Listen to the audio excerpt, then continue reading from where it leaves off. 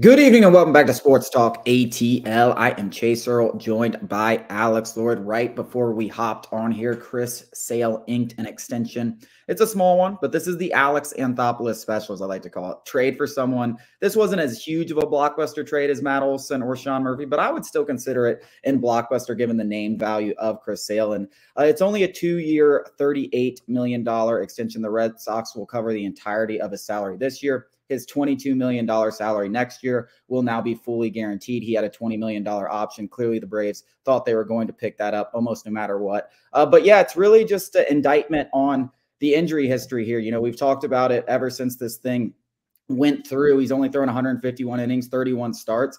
But the Braves clearly feel that, you know, last year he had a couple fluky injuries. Obviously, he dealt with Tommy John. He's not the first pitcher ever to deal with Tommy John. And most pitchers come back with Tommy Johns and don't have, you know, lasting effects. It's not something like a shoulder injury or something like that. So listen, I think you got to trust the Braves on this one. They know his injury history. They know his medicals better than anyone. And if they feel like he's going to be healthy, they wanted to get that third-year option, the opportunity to have him for a third year at $18 million.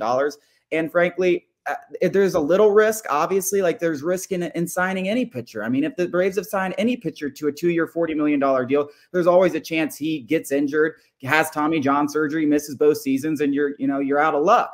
But they clearly feel confident in what, his medicals, and they know it better than anyone.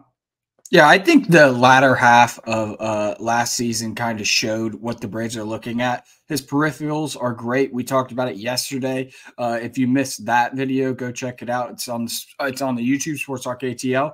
He was still striking out batters at a high clip, nearly 30%, which his career high is like a tick over 31%. So the stuff is clearly there. And this contract shows you exactly how the Braves feel about his injury history, and that everything after the Tommy John surgery was mostly ticky-tacky, fluke injuries, as Anthopoulos called them, fluky injuries. He also said something that was interesting, and I do not think it was a shot at the Red Sox organization. It was just where he was coming from in the Braves organization, that he said Boston may have rushed him back from that injury. And so maybe the production wasn't as great as it could be. So he said, we're going to trust our medical team. And you're seeing that trust in full with this contract. And I think it's very interesting that, I saw some Braves fans basically writing off the notion that he's going to be healthy for these years. And that could be the notion for any pitcher in this day and age of the clock. The pitch clock is going to make every pitcher susceptible to injury. And I think that if you took one of the 3 best pitchers out of any rotation, every rotation in baseball is going to look like crap. So I hate this notion that, Max Fried, yes, injury prone. Spencer Strider, he's a hard thrower, maybe susceptible to injuries. Charlie Morton, 40 years old. Chris Sale, 35, maybe susceptible to injuries as well. That's the case for the league entirety. Like, go look at the Dodgers' entire rotation, injuries filled, or those who are susceptible to injuries. So I hate this notion that the Braves are, putting their eggs in a basket of injury-prone pitchers. In this day and age, everybody is. I don't really think they are, though. Like, Max Fried's dealt with some smaller injuries, and obviously he had Tommy John when he was coming up through the system. But for most of his career, he was, a workhorse. Charlie Morton, outside of, his finger injury, which is kind of a freak injury, a right index injury, has been a workhorse. That's been a guy that gives you 180 to 200 innings every year, even though he's older. It doesn't matter. Chris Sale, look prior to his Tommy John surgery, was a workhorse. Like Spencer Strider, yes, he had Tommy John early on, and he had an oblique injury.